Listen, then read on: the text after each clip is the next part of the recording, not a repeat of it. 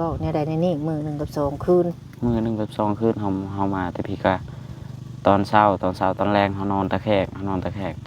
ตอนเช้ามาแล้วเฮาไปพุ่นเอาเงินก่อนอันมานี่แหละมาซื้ออันเช้าให้เอาเบยโอ้ไปเรียกก่อนโอ้สิซื้อเสาเฮือนโดยโอ้สิได้เสาดินบ่นี่ได้เสาดิน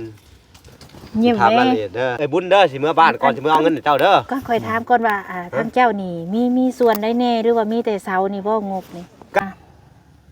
10 ล้านพุ่นน่ะกับ5แสนพุ่นน่ะขอ5แสน10 ล้านกับ5แสนพุ่นน่ะ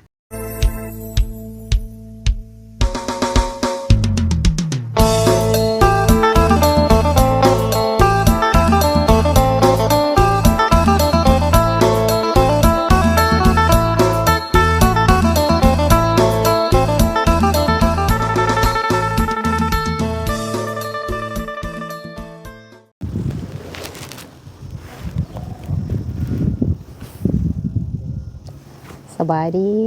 ยดีพี่น้อง FC เบิดสุคนสุหม่องสุบอนเด้อพี่น้องเด้อพ่อกันกับซ่องสาวบุญมาอีกแล้วพี่น้องเอ้ยพ่อกันมื้อนี้ก็แวะมาหาทางน้องอาเบยพี่น้องเอ้ยเพราะว่าทางสาวบุญก็บ่ได้มาหลายมื้อเนาะผู้ป้าเถอะ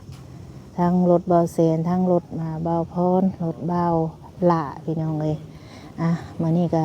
เป็นเวลาโดนนานเนาะที่บ่ได้มาหาน้องเพิ่นแด่มาได้สงกรานต์เพิ่นแหละน้องเพิ่นก็ไปหาเยี่ยมยามแม่เพิ่นพอดีมื้อนี้เนาะทางสบุญก็สิมาคุยเรื่องฟืนเรื่องไฟแหละ FC เฮาก็โอ้คำแนะนำของเพิ่นเนาะสบุญเอ้ยอย่าเอาเสาไม้หรือเสาจังเด้อเอาเสาดินป้าพี่น้องเอ้ยเสาดินน่ะย่อบ่ขึ้นได้มันแพงต้นนึงมันเป็นเสาไฟต้นนึง 3,000 บาทบ่ไหวพี่น้องเอ้ยเล็กก็ต้นละ 1,000 บาทเพราะว่าเงินของเฮาก็มีแต่8.5 ล้านนึงเนาะอยู่ทางสบุญนี่บัดนี้สบุญก็ได้โทรคุยกับทางสร้างไฟเพิ่นหรือว่าทางพ่อบ้านนี่แหละเพิ่นก็เป็นสร้างไฟเพราะว่าสบุญติดต่อใส่ทางที่บ่เซนเบอร์ให้ติดต่อบ่ได้สบุญก็เลยเวมาทางเฮือนเพิ่นอีกทางสบุญก็เลยโทรถามเพิ่นว่าเพิ่นอยู่เฮือนบ่คันอยู่เฮือนแล้วสิให้เพิ่นมาทางเฮือนน้องอาเบยเพิ่นน่ะไปเวียกเนาะผมก็เลยโทรหาเพิ่นก็เลยคุยกันนี่แหละเป็นจังได้มาแทกเบิ่งนะบ่ว่าซั่นเพิ่นก็ว่าโอ้ว่าซั่นเนาะเรื่องไฟนี่เพิ่นอยากได้อยู่12 ล้านเพิ่นว่าทั้งสบุญว่าโอ้เท่าค่ะเงินมีแต่8.5 ล้านนึงได้อ้ายเอ้ยว่าซั่นเพิ่นก็เลยว่าเฮ็ดจังไดเนาะเพิ่นก็เลยลดลงมาอีกเพิ่นประมาณ10 ล้านกับ5แสนซะว่าซั่นแต่สบุญก็บ่ได้ตกลงเด้พี่น้องไอ้10.5 ล้านก็ได้เนาะเพราะว่าเงินนำสบุญมีแต่8.5 ล้านนี่สบุญก็ต้องสิไปคุยกับทางผู้ใหญ่เพิ่นอีกเทื่อนึงอยากเฮ็ดเป็นตามขั้นตามตอนเนาะเฮาได้มาแจ้งมาแล้วเงินก็อยู่นำเฮาแล้วเพียงแต่เฮายังตกลงราคากันบ่ได้เพราะว่าค่าสร้างเพิ่นมันแพงเกินหลายเฮาก็เอาบ่ได้มีอีกทางบ่าวนึงเนาะที่ว่าสบุญเวถามเรากินนี่ที่ว่าเรามีห้านซ่อมรถนั่นแหละสบุญก็เวถามเบิ่งเห็นเพิ่นว่ามีกงโตะกงเต๋อว่าซั่นว่าละบอกสบุญเนาะพอดีสบุญก็เวถามเพิ่นแต่ว่า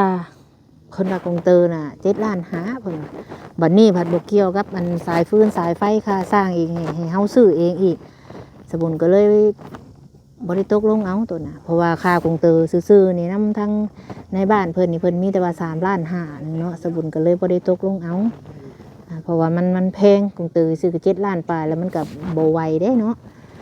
เดี๋ยวสิเข้ามาหาทางน้องเพิ่นก่อนมานี่ทางน้องอาเบยจังได๋ก็ติดตามแล้วก็ให้กำลังใจเนาะก่อนอื่นสบุญขอขอบคุณทางเอื้อยเพิ่นเนาะที่ไว้วางใจสบุญทางเอื้อยพรให้เฮ็ดเวียกเฮ็ดงานในครั้งนี้แล้วก็ขอบคุณ FC ทุกคนที่คอยติดตามแล้วก็ให้กำลังใจเนาะขอบคุณทางเอื้อยทางอ้ายสบุญแล้วก็แม่ที่คอยให้กำลังใจสบุญติดตามไปเบิ่งบ่ว่าสบุญไปทางใดเจใดเนาะทางเอื้อยทางอ้ายก็ติดตามให้กำลังใจสบุญตลอดเนาะกับ FC ทุกคนนั่นแหละถ้าว่าบ่มีผู้ใหญ่จะดีลืมว่าแม่เอื้อยอ้ายสบุญก็บ่มาฮอดจุดนี้พี่น้องลืมบ่ได้เนาะขอบคุณหลายๆเด้อที่ติดตามมาให้กำลังใจลูกแล้วก็น้องนุ่งเนาะแล้วขอบคุณทุกๆคนแหละที่เข้ามาเบิ่งคลิปให้แล้วก็บ่ขามโฆษณาเดี๋ยวเข้าหาทางน้องอาเบยก่อนวันนี้มื้อนี้ก็แวะมาเยี่ยมยามทางน้องอาเบยก่อนพี่น้องเอ้ยเนาะมาตั้งแต่ สงกรานต์พู้นแหละมาตั้งแต่เมื่อก่อนค่าหันค่านี่อยู่ทั้งลูกก็บ่สบายหาก็เอาออกมาแต่ห้องหมอพอดีมาฮอดทางเพื่อนน้องเพิ่นก็มีรถเบาแสนรถไฟหลายคันนะทั้งสบุญกาคือได้เว้าไปเนี่ยเนาะได้โทรหาทางในบ้านเพิ่นเรื่องฟืนเรื่องไฟโทรถามแล้วก็มาก็สิถามข่าวทางน้องอาเบยนี่เพราะว่าทางเพิ่นว่าไปเยี่ยมแม่ว่าซั่นอยู่พู้นท่าแขกเพิ่นมื้อนะว่าซั่นเป็นจังได๋สิถามเมื่อก่อนม่วนบ่ไปเยี่ยมไปยามทางบ้านแม่เพิ่นพี่แหละทางน้องเพิ่นก็นั่งอยู่ห่มพี่มันแดดเด้อพี่น้องเอ้ยเนาะทางน้องอาเบยสบายดีล่ะสบายดีสบายดีแล้วฮ้อนเนาะเบิ่งแม่นี่มากันข้าวฮ้อนคักอะไรอย่างวะกินข้าวแล้วบ่มื้อนี้ย่างบ่ได้กินยังบ่ทันได้กินเด้ไผใส่อยู่คือเสียงปากอุ้มๆอยู่เขาอยู่กินข้าวอาจารย์คือบ่กินน้ำเพิ่นค่ะบ่ทันยากเธอก็มาเดทคักเดทนี่เด้อันนี้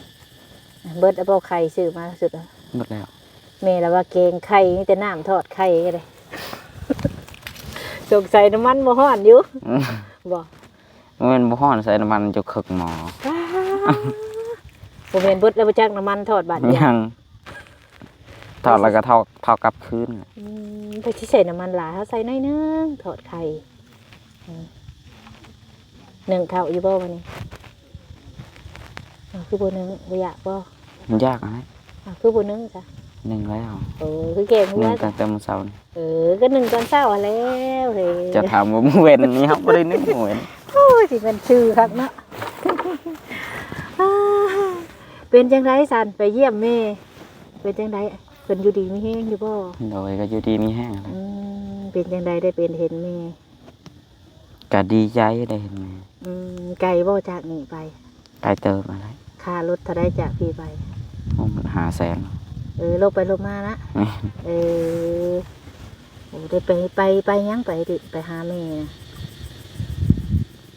ไปเยี่ยมยามเราว่าเรากินอยู่จังไดกินจังไดเนี่ยแต่ก็เราก็พอได้อยู่พอได้กินกันสาธุเพิ่นก็มีอยู่มีกินอยู่โดยเพิ่นอยู่กันจักคนอยู่2คนผัวเมีย2คนผัวเมียมีลูกมีเต้าอยู่บ่อยู่นำบ่มีผัวเมียน้องนุ่งจะได้ซะน้องนุ่งเฮาไปไทยมาแล้วน้องนุ่งไปไทยไผซะเด็กน้อยอยู่นำเราค่ะว่าคือว่ามีเด็กน้อยบ่มีเราอยู่2คนเราไปเอาอันพ่อใหม่ค่ะเรามีลูกใหม่อยู่บ่มีแต่อ้ายน้องบ่ได้มีเฮามีแต่อ้ายจะมีแต่อ้ายเพิ่นเฮ็ดหยังผู้ลักๆอยู่พุ่นบ่ได้เฮ็ดหยังไปหาเลาะขุดจิรอมาขายไปขุดจิรอมาขายไปขุดจิรอมาขายมันนักหัวเลยนี่นักหัวเป็นหยังบ่ได้เป็นหยังคือนักเทออกผมมันยังเบาเพิ่นไปขุดจิรอมาขายไปขุดยามได้จิโร่นั่นคือบ่เห็นมีนี่ได้อยู่ของพุ่นนี่แม่นบ่สัมผีตัวเราอยู่แคมป์ของบ่เดี๋ยวนี้มันเป็นหาดอยู่ของแล้วเราไปขุดอยู่แคมป์ของแม่นเฮาก็ว่าสิขุดเอาเมื่อคือกันก็บ่ได้ขุดคือบ่ขุดมาซิมเบิ่งแน่จิโร่เพิ่นก็มีเฮือมีซานอยู่จบดีบ่โดยมีอยู่เพิ่นฮู้อยู่บ่ว่ามีผู้ใหญ่ใจะดีมาช่วยลูกเพิ่นฮู้อยู่เพิ่นก็เฮือนเพิ่นหลังใหญ่เด้อบ่โดยเพิ่นก็อยู่2ผัวเมียแล้วโอ้ก็จริงว่านี่อยู่2ผัวเมียก็จริงเลยเจ้าเฮ็ดจังได๋คือฮู้ว่าเราอยู่ท่าเขตฮู้เราโทรมาบ่โดยเราก็ไปเยี่ยมนี่เราสันเนาะเห็นมือเจ้าว่ามาฮับเฮาแน่อยู่เซโนเมอยู่ห้องหมอพาลูกเราบ่สบายไปห้องหมอก็บ่เป็นหยังมื้อหันจ้างรถหมด 400,000 ให้เขาไปส่งไผมาส่งเจ้าบ่ได้เอามาใส่มาส่งแม่น่ะโทรศัพท์เบิดแบตแล้วแม่มาปึแม่ยืมสายสาเขาลืมไปห้องหมอลืมสายมาเบิ่งว่าเอ้าเจ้าบ่จะเป็นชั่วโมงแม่เลยถามว่ามาแล้วเจ้าว่า เยี่ยมแม่ที่เพิ่นค่ะคุจิโร่เพิ่นก็มีให้มีนาเฮ็ดอยู่บ่อืมเจ้าเมื่อจักมื้อ เมื่อวาน มาบ้านนี่ อืม เมื่อจักมื้อมื้อ เมื่อมือหนึ่งกับ2 คืน มื้อหนึงก็สองคืน โดย อืมมันก็บอกเนี่ยได้ในนี่มื้อหนึงกับสองคืน มือหนึ่งกับ2 คืนเฮามาแต่พี่ก็ตอนเช้าตอนแรงเฮานอนตะแคกตอนเช้ามาแล้วเฮาไปพุ่ง เออ 2 มื้อ2 คืนบ่ สองมื้อสองคืนไปขึ้นรถอยู่ไสอันนี้ตอนเจ้ามื้องาน ขึ้นที่พี่ ขึ้นแต่พี่แล้วไปลงไสนี่ ลงตะแคกลงเซโน อันนี้นะ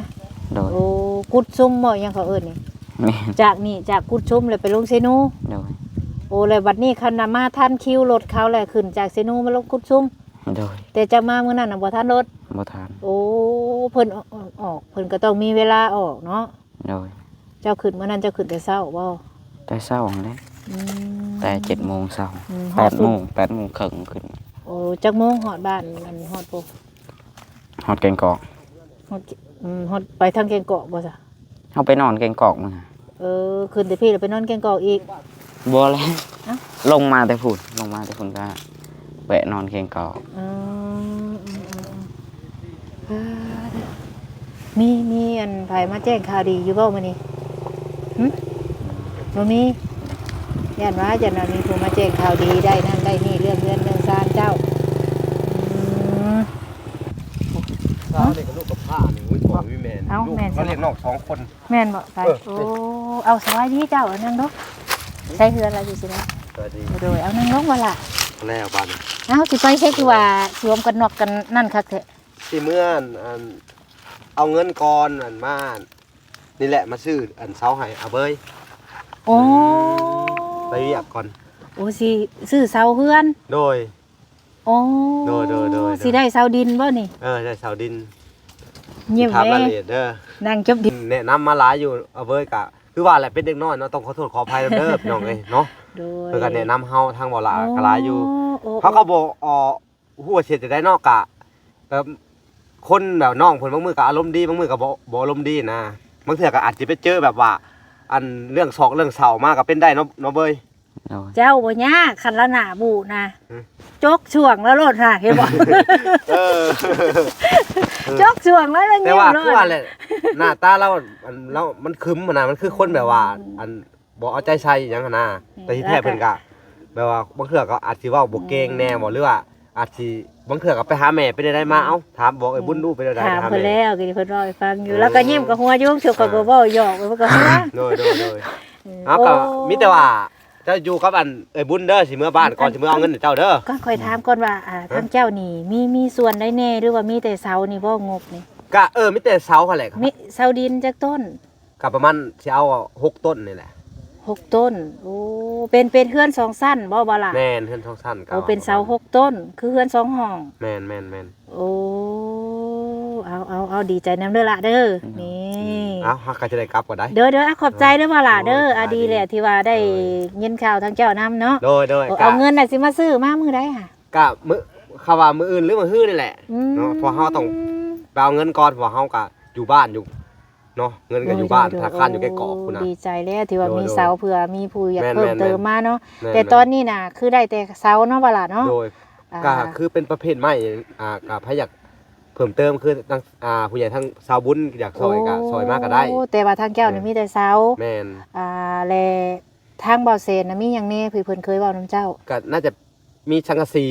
โอ้ สังกะสีเด้อ โสังกะสี เรื่องเสาไม้โตเด้ เสาไม้ต่อยังบ่ทันได้มีอยู่ กับไม้โครงหลังคา แม่น โอ้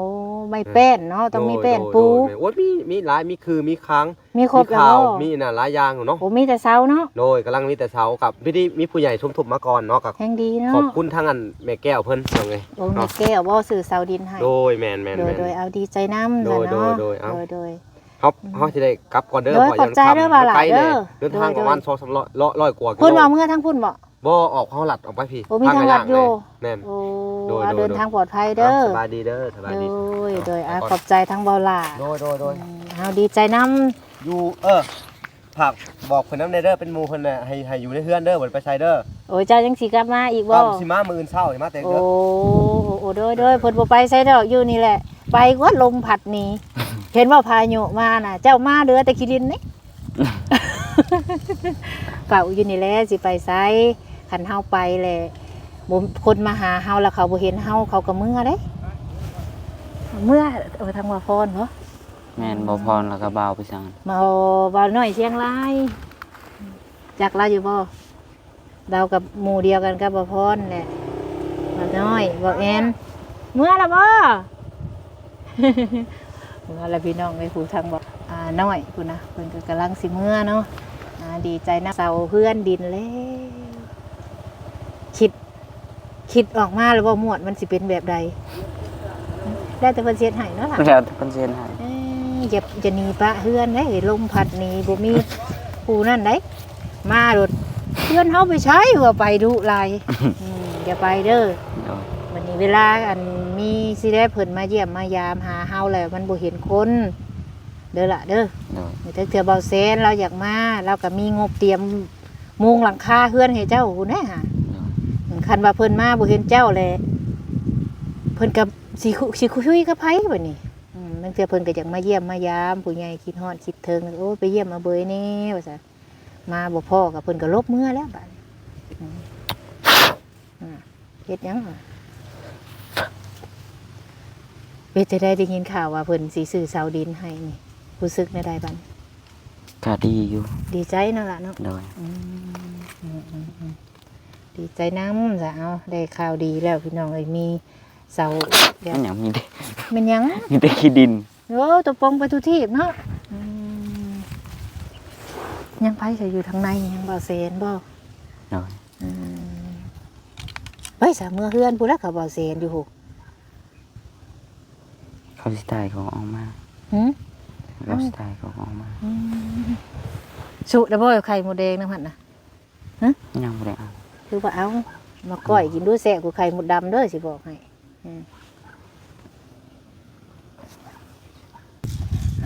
ดีใจที่ว่าหล่าแล้วก็สิมีเสาแล้วเนาะพอดีแม่ก็ได้โทรใส่ผู้ที่เพิ่นสิมาเอาไฟหั่นแหละทางเบานี่เพิ่นเว้าอันน่ะแพงโพดเพิ่นมีแต่ค่ากงตือ7 ล้านหาว่าแม่ก็แพงอันนี้แม่ที่คุยทางพ่อบ้านเพิ่น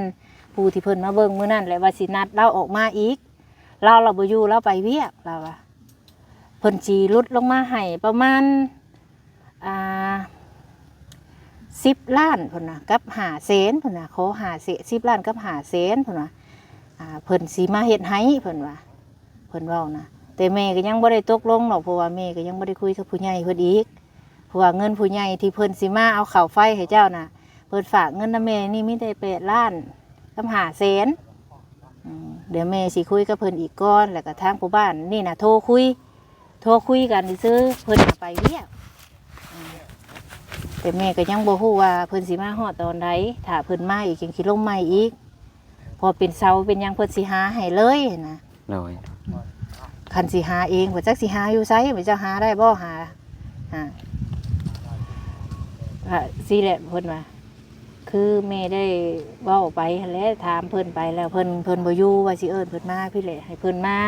เบิ่งเพิ่นว่าสิประมาณ10 ล้านไหวบ่เพิ่นว่าเพราะว่าซื้อหยังมันก็แพงนะเพิ่นเว้านะแต่แม่ยังบ่ได้ตกลงหรอกสิถามทางผู้ใหญ่เพิ่นก่อนให้เรามาเบิ่งอีกแม่ก็แฮงอยากให้เพิ่นมาแม่ก็เที่ยวมาตลอดแล้วมันมาดุหลายมันก็ตีนรถจนสิเหียนยังบ่ได้อยู่ จนได้เงินสิเอาเข้าไฟมันสิเบิดก่อนแล้วเอ้ยตื่มน้ำมันนี่เลยคือว่ามันแดดสิแม่สิอยู่แนะนำเจ้าอยู่ใกล้ป่าเจ้าเห็นฟืนเจ้ามากองไว้เฮือนเจ้าหันไว้ดังยามฝน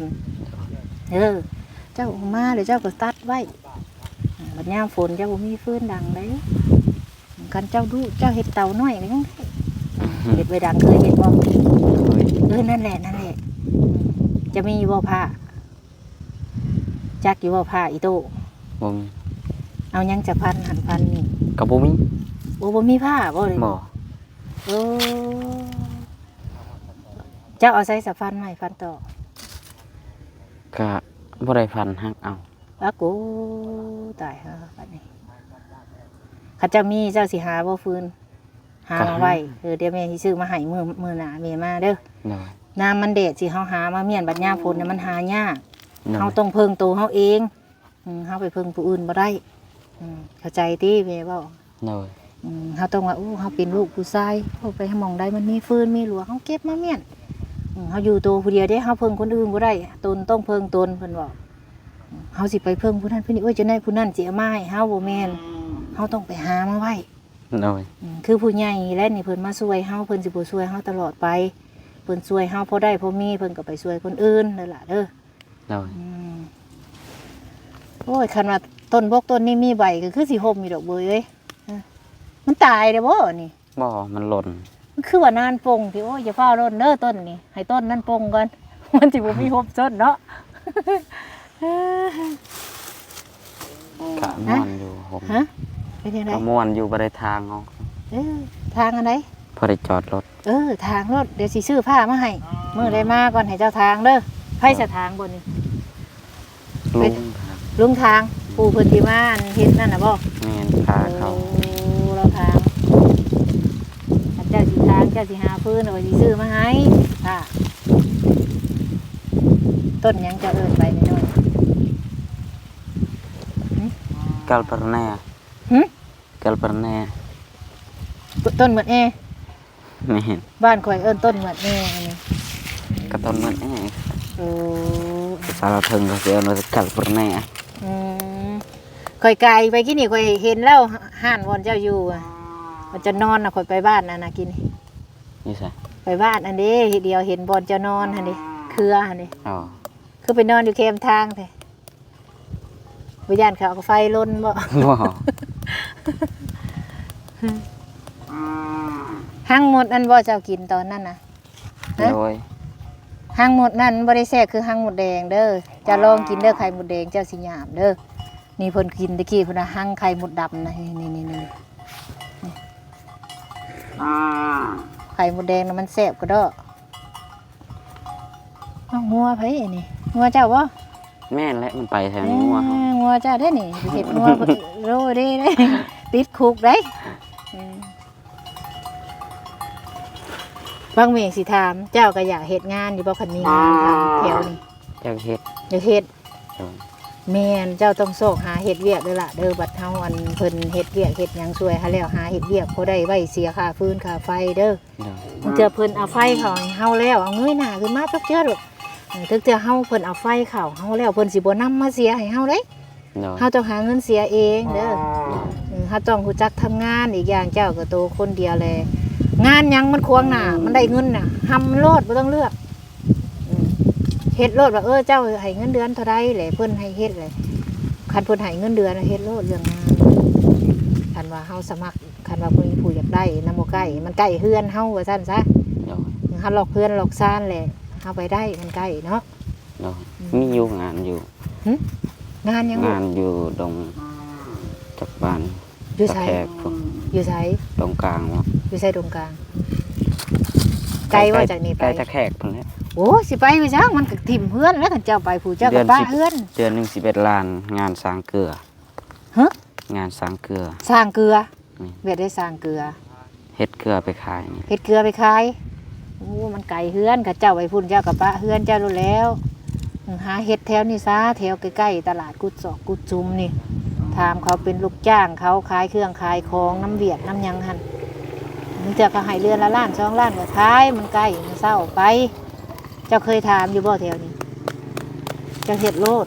บ่ต้องเลือกมันดอกงานค่ะอย่างหน่อยมันก็ได้อยู่ล้าน2 ล้านอีกอย่างมันใกล้เฮือนอีก เอ้า แม่นหยัง ไปทางใด พี่ได้ว่าแซน พี่บ่จ้ะ เฮ้ยอยู่พี่แล้วหูทั้งว่าแซนเอาสบายดี พี่น้องเอ้ย พากันเฮ็ดหยังว่าอยู่ในหาสมออยู่ข่อยก็เลยอันพี่น้องอันนี้อยู่นี่ข่อยก็เลยนั่งอยู่นี่เลยตั้งกินสมบ่กลัวเสียงหย่ำกรอบเกลียบอยู่นั่นดอก สมม่วง ม่วงเหี่ยวใช่ไหมนะ ข่อยกินว่านนี่หน่วยหนึงแล้วเดี๋ยวนี้ยังเฮ็ดตึกๆอยู่แบบนึงนะโอ้ยพอแล้ว ต้องแบบกรอบๆม่วงหมดสดไปเลย นั่นแหละบ่ผิดมาเฮ็ดอยู่บ้านน้องสายฝนหาหลายซับ อะไรอยู่ไหน โอ้โตมานี่ใกล้บ้านสร้างตุยค่ะ ม่วงห กล้า ลาย ได้ ซะ เนาะบ่กล้า เออ เออ ใช้สารอันใส่พลเด้ โอ้ปัดพรอยู่บ่ ถามเพิ่นมื้อเล่นน้ำเมเพิ่นเป็นจังได๋สิดอกคุยนำเพิ่นสิดอก นึกว่าหายตัวไปอีกดิ เราบ่ ถ้าไปเยี่ยมแม่แล้วก็ว่า เราไปเยี่ยมแม่แล้วเรา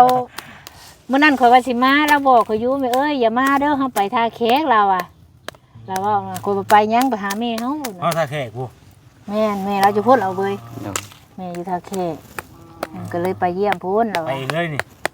เขาบาล่าส่งขึ้นรถบ่ฮัม โดย ส่งขึ้นรถอยู่กุดซุมนี่เด้ อายุบ่ลงทางเนาะ บ่ได้ย่างเนาะขี่รถเนาะเบย โดย ไปซะเดี๋ยวคลิปนี้จบก่อนบ่แซนเอ้ยสบายดีเด้อดีใจนํ สบายดี ที่เพิ่นสิได้เซาเลยสบายดีเด้อทีนี้ว่าแซนเด้ข่อยได้โทรผู้บ้านเพิ่นบ่อยู่เนาะข่อยลืมผู้บ้านเพิ่นบ่อยู่กี่ว่าสินัดมาอยู่นี้เรื่องไฟของน้องอะเบยแหละ ไฟฟ้าบ่ แม่นคือเจ้าเอาเข้าเฮือนสายโฟนน่ะจักล้าน 5 ล้าน อันนั้นน่ะสายไฟอยู่ต่อหน้าเฮือนเนาะ มันใกล้เลย มันก็ใกล้แบบ มันแบบจำสุดเนาะนะ ทาง ธรรมดา ทางโตทางเอาเข่าเฮือนแล้วอ่ะ ทางสายรวมเบิดนั่นแหละ หาล้าน ถือว่าธรรมดาอยู่ แบบเฮาเอาแถวบ้านพ้นซิมมาแล้วเนาะ อ่าร วมแล้วก็ประมาณ5-6 ล้านอยู่พุ่นก็ เรื่องอุตสาห์นะ8 ล้านผู้ใด ห่าน ใกล้แล้วนั่นค่ะยังฮอด8 ล้าน ค่อยเอากงโตลงเฮือนน้องเมีย3.6 ล้านมื้อนี้ต่อเข้าเฮือนอีกต่อเข้าเฮือนอีกตั้ง5 อันนี้ก็8 ล้านกับเบิดนั่นแหละเพิ่นเดินให้เบิดเลยสินะ เดินได้เบิดเลย คืออันนี้เนาะข่อยถามเพิ่นว่าเอาจังซี่ซะเพิ่นว่าแต่วิทย์เพิ่นว่า15 ล้านแล้วว่าเซน บัดนี้น่ะมันแพงโพดข่อยก็บ่ได้ตกลงบัดนี้ข่อยโทรไปเนาะก็เลยคุยกันว่า เจ้าบ่รุดแน่บ่ 15 ล้านที่ เจ้าบ่รุด สาวไผอยู่ไส เสาไฟน่ะอยู่พุ่นอยู่ผู้ไกลเตอะอยู่ผู้อยู่พุ่นแหละทางเข้ามาประมาณ200ลัก200 เมตรบัดนี้แหละข่อยก็เลยโทรเพิ่นว่าบ่รุดบ่เราเลยว่าเอาจังซี่ซะเราว่าแต่วิทย์ล่ะเพิ่นว่า12ข่อยเลยว่าเงินผู้ใหญ่ให้ข่อยมาก็มีแต่8 ล้านหาข่อยว่า เฮามีงูสำนัน แม่ เนาะ นมีงบจำนั้นบัดนี้ล่ะเพิ่นเลยว่าจังซี่ซะเพิ่นว่าข่อยสิรุดให้ลงมาอัน10 ล้านกับ5แสนไปแล้วว่ามันยังอยู่นำข่อยเบิดสินะค่าทรายยังเสาข่อยหาให้นะเพิ่นว่านะ เอาเสาอยู่เพิ่นพร้อมบ่ แม่นเสาคือ FC เฮาแนะนำให้เอาเสาดินน่ะมันบ่ได้เสาหนึงมันเป็น 2-3,000 บาทเนาะ เสาเล็กบ่เสาเล็กเสาเล็ก บ่อันนี้น่ะเป็นเสาไม้เสาไม้แกน อ๋อ บ่นะเพิ่นเสาเล็กมันก็ต้นละพันพุ่นเด้ เล็กๆ เขาก็บ่เอา อ่า ต้นละพันในเล็กน่ะว่าเซน จักรักรวมทอดแต่ทาง เราว่าประมาณ5แล้วว่าแล้วว่าอ๋อเพิ่นได้ลดลงมาว่าประมาณ10 ล้านกับ5แสนข่อยก็ยังบ่ได้รับปากข่อยต้องคุยกับผู้ใหญ่ก่อนข่อยว่า แต่ว่าสร้างไฟเนี่ยอยู่ในบ้านนี่เห็นบ่ แม่นอยู่ในบ้านนี่ ส เพิ่น ร้าง เป็น ไฟที่ว่าอยู่เพิ่นต้องจ่วยเด้ อ่าข่อยโทรบ่ติด จะกดเบอร์ผิดไปจัก กดอันเจ้าส่งให้ข่อยหั่นแหล้วว่าเซน เออ เพิ่นสิมาบ่ต่างเมืองคือ ต่างเมืองมันก็จังว่าเด้ออันนี้บ่ฮู้เลย คือน้องสกุลว่าต่างเมืองย่านเพิ่นบ่มาแล้วอ่ะมื้อนั้นบัดเมืองพะลานนี่บัดเมืองซนแล้วอ่ะย่านคนละเมือง เนาะ จักแล้วข่อยก็บ่ฮู้ตัวนี้ อยู่ไสก็ ย่านว่าอยู่แขวงเดียวกันซ่งสิได้แท้เนาะ ว่ามันบ่เกี่ยวกับ อันนี้ข่อยคุยกับเพิ่นแล้วว่าสิประมาณนี้แหละเพราะว่าข่อยค่าสายไฟอีกแล้วคันซั่นเจ้าก็ซื้อให้ข่อยแล้วว่าข่อยสิเอาค่าสร้างให้ซื้อแล้วว่าเฮาบัดซื้อมาบัดไม่ตอกเฮาได้สาจะขี้แล่นไปหาใส่ จักสิไปเอาอยู่ไส เฮาก็เลยว่าอยากง้อให้เพิ่นแล้วเพิ่นได้เอาซำนั้น เพิ่นตีราคาออกมาเลย 10 ล้านกับ5แสนแล้วว่ะ อยู่กับเพิ่นหันเนาะ ข่อยว่าข่อยขอเอาดอกไฟ3ดอกก่อนข่อยเอาไว้นอกนี่ดอกนึงแหละไว้ในเห็นอันนึงแหละถึงอันนึงแต่ว่าถ้าได้ก็คันดอกยาวเฮาได้ใช้กันก็ได้ข่อยขอเพิ่นน่ะ3ดอกข่อยว่ากับกระดานอันนึงข่อยบอกนะ ผมก็ดูเพิ่นจ่วยไป2นึง 2ดอก 2หลอดนะเขาว่า3ก็มีอยู่แต่ว่าหายังบ่ได้ต่อใช่ บัดนี้น่ะข่อยเลยว่าหลังจากถ้าว่าเฮ็ดเฮือนซ่านแล้วเลยเจ้ามาย้ายขึ้นใส่เฮือนให้ข่อยนำได้บ่เราว่าได้เราว่าเลยอยู่กับนี่เบิดเลยเราเว้าน่ะข่อยเลยว่าเป็นตัวใดมันบ่ถึงเลยเจ้าเป็นคนซื้อใช่บ่ข่อยถามสินะแต่บ่ฮู้ว่าเพิ่นสิเข้าใจความหมายของเฮาบ่หั่นนะว่าสร้าง บ่ฮอดมือง่าย แม่น คิดใหม่ แม่นแต่ว่าสร้างไฟมันก็บ่คือกันเนาะเปอร์เซ็นต์บ่คือไอ้สร้างรถเฮาได้เนาะ ไปได้ก็ว่าไปได้ใหม่อีก นั่นแหละมันบ่คือสร้างที่เฮาเคยฮู้แม่นบ่ บ่คือผู้เฮาเอาบ่เคยเลย แม่นคันคือทางบ้านโพ้นซีมเฮาผารู้จักสร้างไฟอันนั้นเนาะ แม่ อ้าวจังใดก็ข่อยก็สิคุยกับทางผู้ใหญ่เพิ่นก่อนเดี๋ยวจังว่ากันอีกทีหนึงมันคือผู้สร้างที่เจ้าเว้าหันปัดโทบ่ติดข่อยก็สิถามเพิ่นอีก มา อยู่ แล้วก็สิบ่คือกันบ่มันก็มันบ่ ไกล ได้ เนาะ คือกันได เออ ถ้าว่ามีเฮาก็เอาอยู่นี่แหงยังสิถือโปรอีก เขาผัดทางไกลเนาะ ถ้าเฮาติดต่อกับเพิ่นได้อยู่นี่ก็แฮงดี มันจังเพิ่นจังบ่ได้มาเพิ่นก็ อืม เพิ่นมาแต่ต่างหากได้ไกลกันเด้เราก็ เราก็สิไกล เราอยู่ไกล คนละเมืองเนาะ อันนี้เฮาถือว่าเฮามีอยู่นี่ก็เฮาก็เดินเรื่องอยู่นี้ อืม ถ้าว่าสิไปให้เรามาใช้พี่ว่าราคายังมัน แบบว่า เพิ่มขึ้นอีกแล้วบัดมันอยู่ กับ ไกล กับเพิ่นก็แบบว่ากงเตอเพิ่นสร้างมาเนาะตัวนั่นมันบ่ทันมาแล้วเพิ่นสิเอาตัวสำรองมาใส่ท้าตัวนั่นมาแล้วเพิ่นสิมาเปลี่ยนให้เพิ่นว่านะข่อยแบบว่าคันว่าเอาเลยให้เอามาต่อให้เลยนะเราว่าได้เรามีกงเตอสำรองอยู่ล่ะว่า ได้คือกันแบบนั้น อืม ไปพ่อของเธอแท้มาเฮาก็มาเปลี่ยน แม่ ให้ น อ่า จ้ะจังใดขอบใจเด้อบ่แซนเด้อโดยผู้ ดีใจน้องเบยเพิ่น โด เนาะ ยไปเลยได้ผู้ไปทางไหนค่ะ จะมาแซนสบายดีเด้อโดยขอบใจมาแซนในไลน์โดย โดย